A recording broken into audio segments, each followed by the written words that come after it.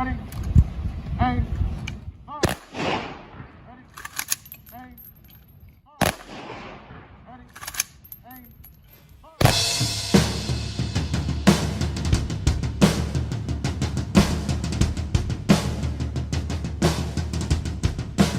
For as long as people have been processing resources, they have by extension also been procuring them, protecting them, and of course, expanding to acquire even more.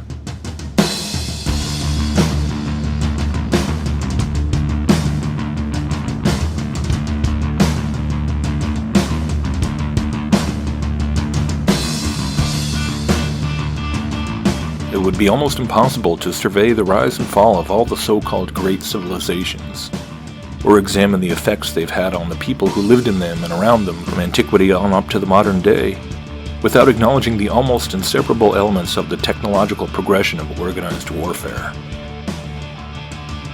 From the earliest city-states to the chariot-driven armies of Egypt and Greece, to the napalms and smart bombs of our own generation, the saga of humanity has been saturated with the exploits of warrior kings, soldiers and champions, tactics and conquests.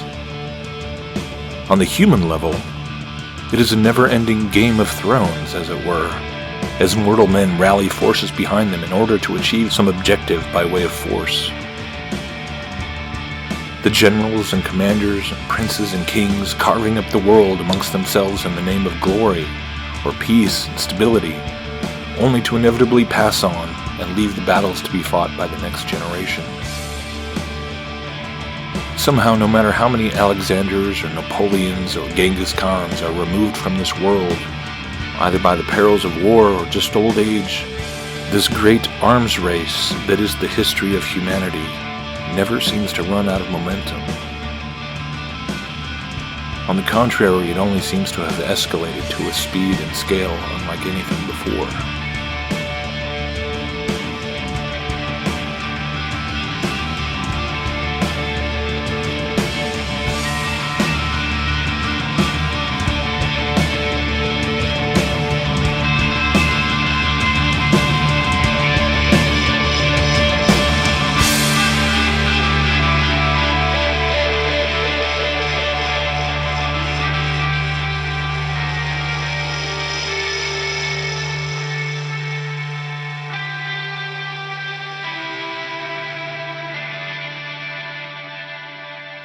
But to truly understand this Game of Thrones, one is required to realize that those mortal men who are viewed as the kings and queens, generals and heroes of this great epic military advance through history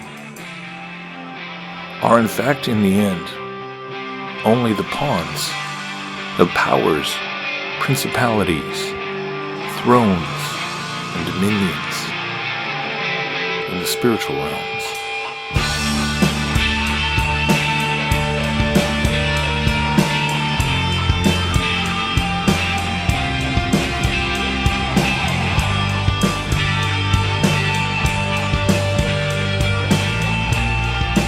Have you not known?